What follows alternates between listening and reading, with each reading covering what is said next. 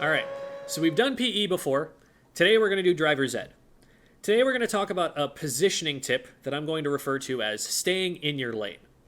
So let's say these two players are teammates, and they're setting up in mid in kind of a neutral sort of state in Hagglefish. So they're going to try and take positions that lets them see what the opponents are doing and cover angles of the map so that their opponents can't safely approach and look for an opening to get something done. Now, if these two players just stand on top of each other right here, this causes some problems. For one thing, if there's an opponent right here, they're both shooting at it from the same angle. The opponent can see and easily deal with both of them at the same time by just, painting the area that they're both standing on. Whereas if there's a little bit more of a difference in position between the two, the opponent can shoot at one of them, but the other one is perfectly available to just engage on them directly without being resisted.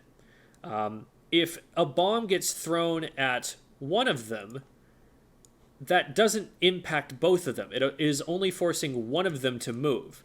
And again, the other player can move in and go for a pick or something while they're distracted looking in the opposite direction. So it's a more powerful position to be in to have just a little bit of space in between each other. And I'm going to define that space actually by using the explosion radius of a typical bomb. This is a pretty good measure of whether you're on top of your teammate a little too much. Would the same bomb splat both of you if you were right here? So if we define the lanes using that bomb, then we could say that, this is sort of the set of lanes that these two players are using. And it's not like in actual driving where if you enter their lane next to them like this, you're going to cause a catastrophic accident that has significant, severe dangers to everybody involved and will be very expensive. But every time you do go back and forth through their lane, especially near where they are in that lane, because up here, not so big of a deal, although you're still very far away from each other and it's going to be difficult to help each other. You probably prefer to stay here. But every time you go back through here, that causes a few problems. For one thing, like we said, there's the danger that an opponent starts pushing you, can attack you both at the same time with bombs, shots, whatever else it is that they're trying to use. So there's that issue. But another issue is that, let's say that there's an opponent over here who sees the NZAP, who sees this guy, but does not see the splash. If you move over here while this guy's shooting at that player, now they're affecting both of you, whether they knew that this player was here or not. They might accidentally hit this player. They might accidentally displace this player.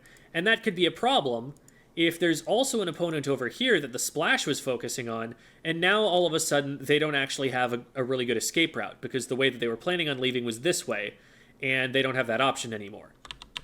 So that's one problem with crowding a teammate's zone, is that you might give their position away to somebody else. Another problem is that you might just shot block them, especially a weapon like a splatling, where it has only a certain amount of time that it can fire before it's going to lose that charge.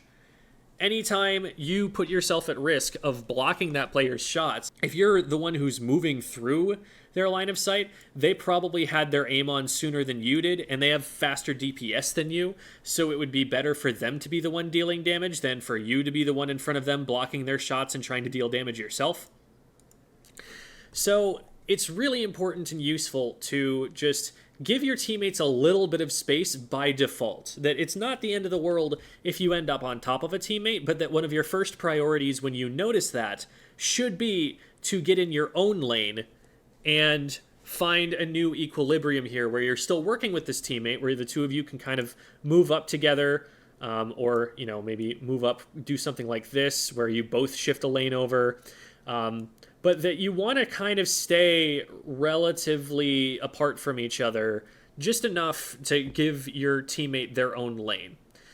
One other reason that this is useful is if something like missiles happens, because when missiles happen, there's going to be a circle here of death and a circle here of death.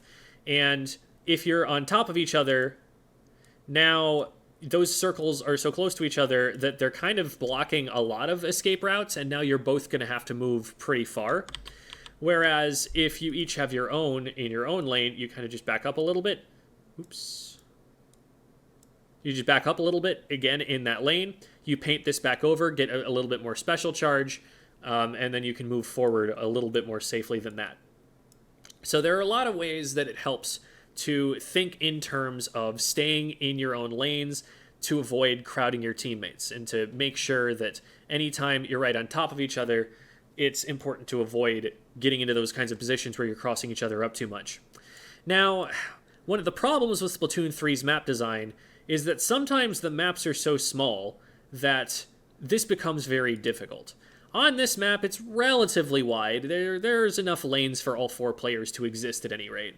But you start getting into areas of maps like, say, Barnacle and Dime, where there may just not be a ton of room for there to be 4 weapons on the map in some cases. And you have to be really disciplined, where, like, if you're up here as the Zap and you're getting forced backward, you got to be really careful to make sure that you don't have a teammate that you're backing into and drawing fire over to. And if you're this player over here and you've got this teammate over here, you don't want to just run up right behind them, because as soon as they get stopped and get their feet painted, you're going to run into that same mess, and now you're going to be right on top of each other, and you're not in a position to help. So I often don't follow my teammate into here until they've gone a little bit further in, and then maybe I can take cover behind this. Or I'll try to follow them in by going through the side of mid here. So that, again, I'm keeping my own lane. But the closer you get to these kinds of choke points right here, where you just look at how narrow the map is from here to here, and you think, how do we fit 4 weapons in if, like, this is the area we're trying to control? It gets really dicey. And you've got to be super aware of where your teammates are so that you don't actually accidentally blunder into their lane and cause an accident. And on some maps, it's just... What are you... There's, like, one position you can stand here. You can maybe get away with being, like, here-ish. There's the backliner that goes here or something. I don't know where the other player goes. This map seems better designed for 3v3s than it does for 4v4s, because it's just so difficult to establish separate lanes for enough players for there to be enough space that you're not just crashing into each other constantly and drawing bombs over to each other and making a mess of things in general. And this is one of the things that makes me feel worst about Mahi Mahi out of a lot of the maps that are in the game. Taken to its theoretical, logical extreme, you could probably think about this more in terms of a bubble around your teammate, like a personal space bubble. But I like to visualize it in terms of lanes, first for the sake of just getting that sense of direction of, like, where are your teammates going and anticipating their movements. And also in part because I don't want to encourage a player to be, like, way over here and be like, "Ooh, good, I've gotten out of my teammate's lane, because I'm controlling this space and they're controlling this space," because then you're not really working together. This is not a coordinated play. You're too far away from them to really have any impact. Either that, or they should be up here with you and they should be closer to you. So hopefully that's helped you a little bit with being a little bit more decisive. I'm hoping that makes it so that it limits the options that you're trying to consider. You're less overwhelmed about deciding where to position, because this way your teammates' positions will inform you about where you kind of want to be standing and narrow down that list of options so you can make decisions quickly instead of just oscillating back and forth, being like, I'm over here now, and now I'm over here now, and now I'm over here now, getting in everyone's way all along the path. That you're just picking one side, giving yourself plenty of room to move around and be stealthy and not be super visible to everyone, but also not to interfere with what your teammates are trying to set up on other parts of the map.